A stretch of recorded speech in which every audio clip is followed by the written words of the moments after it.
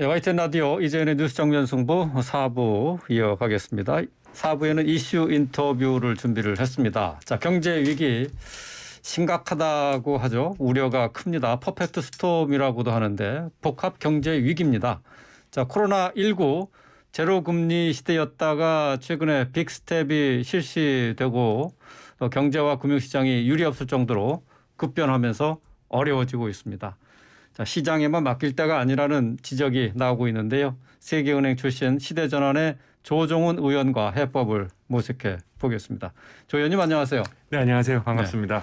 네, 반갑습니다. 자, 추경호 부총리가 6%대 소비자 물가 상승률이 9월 또는 10월까지 이어질 것이지만은 7%까지는 가지 않을 것이다라고 말을 했어요.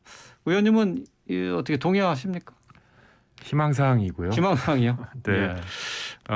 물가 상승률은 기대 물가 상승률이 있기 때문에 예.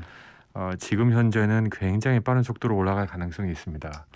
그리고 또 기재부총리보다는 한국은행 총재의 역할이긴 합니다. 예. 금리 인상의 결정이 한국은행이기 때문에 예. 아마 부총리는 이제 국민들의 기대 인플레이션을 좀 낮추기 위해서 의도적으로 발언하신 것 같은데 시장 안정을 위해서. 네. 예. 하지만 이제 약간 그 양치기 소년 있죠. 한 번, 두 번 얘기했다가 현실이 되지 않으면 이제 말빨이 안 씁니다. 예. 그래서 이런 발언은 좀 조심하는 게 좋다 생각합니다. 예. 그러니까 기대 물가 상승률이 높다고 말씀하시는데 결국 이게 그 일반 시민들 소비자들이 물가 상승이 계속 이어질 거다라는 심리를 얘기하는 거잖아요. 그렇습니다. 예. 그리고 이제 하루하루 살면서 매일 먹는 음식 가격이 툭툭 뭐 2,000원, 3,000원, 10,000원씩 올라가는 걸 보면서 도대체 물가가 안 올라갈 거다, 멈출 거라고 믿기에는 체험적 근거가 너무 약하죠. 그리고 이게 철저한 이제 공급망 문제이기 때문에 이제 글로벌 공급망이 부서지고 예. 또 우크라이나 전쟁이 이걸 더 악화시키고 또 여러 가지 지구 온난화 등으로 밀, 농산물, 작황이 아주 안 좋고 네. 또 이제 세계가 전 세계적으로 이제 경쟁적으로 금리를 빠른 속도로 올리기 시작하고 소위 3고 고유가, 고물가, 고금리 이 상황에서 인플레이션이 생기지 않는다라고 하는 건 플러스 마이너스가 안 되는 상황이죠. 그래요. 그래서 저는 오히려 적절한 부총리의 답변은 아주 엄혹한 겨울이 오고 있다. 준비하자. 예. 이게 누가 때려도 준비하고 맞으면 덜 아프거든요. 갑자기 맞으면 멍이 시퍼렇게 들죠. 그래서 멍 안 될 거다, 문제 없을 거다라고 하지만 안 된다 생각합니다. 솔직히 그래요. 경제 위기, 그러니까 우리 경제를 운영하는 분들, 경제가 어떻게 돌아가는지 발빠르게 보는 분들이 지금 다 알게 모르게 준비하고 있습니다. 하루하루 사는데 바쁜 우리 서민들한테 문제 없다, 예전대로 소비해라라고 하다가 아무 방비 없이 정말 퍼펙트 스톰을 맞게 할 수 있습니다. 준비한다는 것은 어떻게 하는 것을 준비한다고 봐야 되는 건가요? 저는 두 가지라고 생각합니다. 하나는 이제 부동산 가격입니다. 부동산 가격이 저는 속절없이 폭락할 가능성이 아주 크다고 생각합니다. 네. 부동산은 좀 오이하게 들리실 수 있습니다만 철저하게 금융상품입니다. 네. 금리가 올라가면 부동산 가격은 내려가고요. 금리가 내려가면 부동산 가격은 올라갑니다. 이 대원칙은 한 번도 어긋난 적이 없습니다. 금리가 올라가니까 지금 부동산 가격이 속절없이 떨어지고 있습니다. 이게 갖고 있는 시사점이 굉장히 큽니다. 개인이 갖고 있는 부동산을 이제 더 이상 지속할 수 없다. 금융권의 입장에서는 자산의 상당 부분을 차지하고 있는 주택담보대출이 부실화된다. 그럼 금융 부실로 이어질 수 있습니다. 지금 윤석열 정부가 오늘도 여러 가지 경제 정책을 내놨는데 저는 원희룡 국토부 장관님께 이거는 진짜 아주 제일 중요한 역할을 하고 계신다. 부동산이라는 게 우리 경제에 너무 중요한 역할이라 이제 하방으로 속절없이 떨어질 거다. 이거 대책 마련하셔야 되고 두 번째는 이제 구매력일 겁니다. 네, 똑같은 월급 받는데 뭐 기름값 돈 가치가 내고 이제 떨어지는 거죠. 그렇죠. 어떻게 하면 이제 중산층과 서민들의 구매력을 현재 상태라도 현재 상태 정도라도 유지해 줄 수 있느냐. 이거는 물가를 그냥 무조건 잡겠다고 하면 안 되고요. 물가 잡을 예산을 상당 부분 아껴서 선별적으로 예. 소위 앞으로 전기값도 올리면 전기 약자, 예, 예. 이제 기름값 올라가면 이제 교통 약자, 예. 이런 분들에게 선별적으로 지원을 해야 됩니다. 아, 사회적 약자에 대한 지원을 준비하고 있어야 된다. 그렇죠. 중산층과 전체적으로는 부동산 폭락을 대비하고 또 가장 어려운 시간을 겪으실 저소득층에게는 사회적 지원을 아주 촘촘해야 됩니다. 네. 근데 지금 이제 각국의 중앙은행들이 금리를 계속 올리고 있잖아요. 그러면 내년에는 인플레이가 완화되기 시작할 것이다라고 IMF 총재가 예측을 했어요. 그렇게 보세요? 이제 돈을 지금 빨아들이고 있습니다. 예. 엄청난 빠른 속도로 경쟁적으로 빨아들이고 있습니다. 예.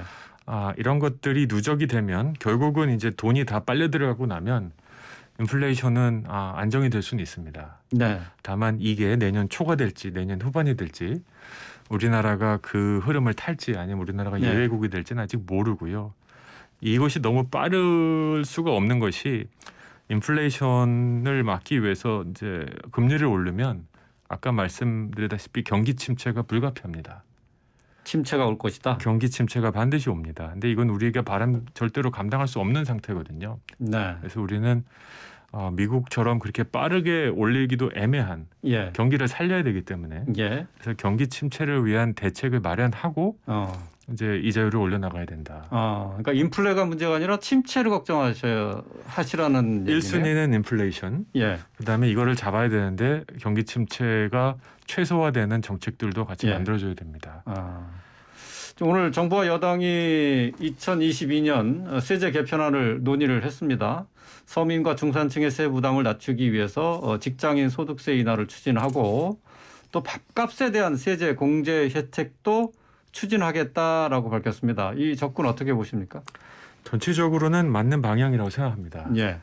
두 가지인데요. 기업들에게는 이제 경영 비용을 낮춰주겠다. 예. 이제 고물가, 유가 등에 의한 원자재가격 상승을 상쇄시켜주겠다는 예, 거고요. 예. 개인의 입장에서는 이제 특히 이제 근로소득자들에게 좀 실질적 세금을 낮춰주는 거죠. 세부담 완화하는 두 부분이죠. 번째 이제 부동산 세제를 정상화하는데 이거는 큰 틀에서는 저는 부동산에 대한 세금은 이 벌이 아닙니다. 지난 정부가 아쉬웠던 건 부동산의 세제를 부동산을 갖고 있는 분들에게 벌을 내리는 듯한 벌칙을 내리는 듯한 아까도 말씀드렸지만 부동산은 철저하게 금융상품이기 때문에 세제로 가격을 잡는 데는 한계가 있습니다. 그래서 이 징벌적인 성격을 제외하는 건 맞습니다. 그건 맞다. 네, 다만 징벌적 부동산 세제를 정상화하면 그러면 부동산 가격에 어떤 영향을 미칠 것이냐 이거에 대한 고민이 반드시 필요하고요. 다시금 말씀드리지만 속절없이 떨어질 부동산 가격을 어떻게 관리할 것인가. 그러니까 우리 사회가 용인할 수 있는 하락의 폭이 어디까지인가. 그러면 어쩌면 되게 아이러니컬할 수도 있지만 이 정부가 어느 순간 부동산 부양책을 써야 될 수도 있습니다. 그러니까 부동산 세제를 정상화하면 한다는 게 이제 세금을 낮춰준다는 거잖아요. 근데 오히려 부동산 시장이 화랑에 들어가는 게 아니라 침체에 빠진다 그런 얘기가 되네요. 이제 침체에 빠진 이유는 이 세제 때문이 아니고 금리 때문에. 이제 경제 상황 때문에 이제 그렇다는 거죠. 그러면 이제 속절없이 빠지는 집값을 멈추기 위해서는 금리를 조정해야 되는데 이게 지금 어려우니까 다른 정책들을 써서 부동산 가격을 최소한 특정 수준으로 유지하는 쉽게 얘기하면 부양책을 다시 써야 되는 상황이 올 수도 있는데 그런 걸 너무 좀 겁내지 마시고 적극적으로 준비하실 필요가 있다 생각합니다. 부동산은 너무 올라도 안 되지만 너무 떨어져도 안 됩니다. 그렇죠. 자, 이제 그 민간 경제 활력 제고라는 이름으로 이제 기업의 법인세를 인하를 추진하고 또 중소기업 또 중견기업의 상속 공제 요건을 완화해달라 하는 것을 이제 정부에 요청하겠다고 했어요. 이 부분은 어떻게 보십니까? 법인세 인하는 이제 법인세는 이중적 성격이 있긴 합니다. 소득세 물리고 법인에 또 물리는 그리고 법인세가 전 세계적으로 지금 여러 가지로 좀 낮추는 그 경향이 있는 건 맞습니다. 그래서 저는 법인세 인하 어느 정도 수준 특히 중소기업, 중견기업의 법인세 인하는 뭐 비용 감면 측면에서 검토할 수 있다고 생각합니다. 그래요. 또 이제 상속세 문제도 대기업 상속세 문제는 뭐 이거 완전 다른 문제고요. 예. 그대로 유지하고. 예. 대기업은 빠져 있어요. 네.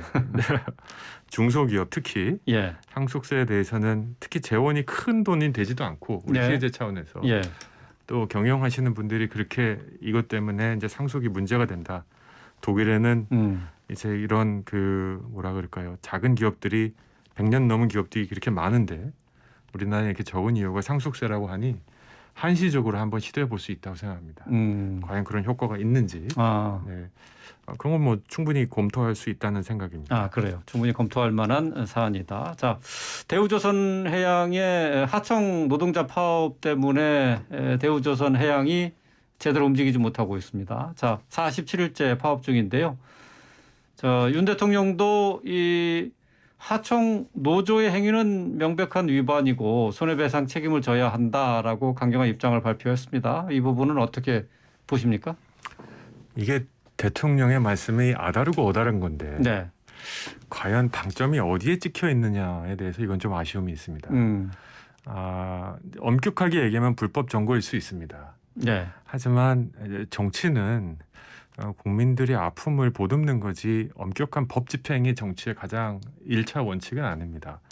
특히 이분들이 비정규직 하청 노동자로서 이들의 요구사항이 이제 정말 조선업이 어려울 때 정규직, 비정규직 똑같이 희생했고 네. 조선업이 다시 돌아오니까 정규직은 원상복귀했는데 네. 이제 비정규직은 원상복귀 못했으니까 그만큼 다시 돌려달라는 거거든요. 자, 이게 과연 얼마나 비합리적인 주장인가? 저는 타당성이 있다고 생각합니다. 그래요. 저는 정부는 산업은행을 비롯해서 적극적으로 지원책을 마련해야 된다고 생각하고요. 여기서 한 가지 제가 꼭 짚고 넘어가는 것은 이 정규직 노조의 행태입니다. 네. 이 정규직 노조는 지금 사측에 붙을 것인가 비정규직 노조와 연대할 것인가의 결정에서 사측에 붙었습니다. 임직원은 나와서 길가에 쭉 들어서서 비정규직 그만해라. 우리 8천 정규직 노조 다 희생한다라고 했는데 네. 과연 이게 그동안 전통적 노조가 주장해온 약자들 간의 연대에 맞는가? 좀 심한 배신감을 느낍니다. 네.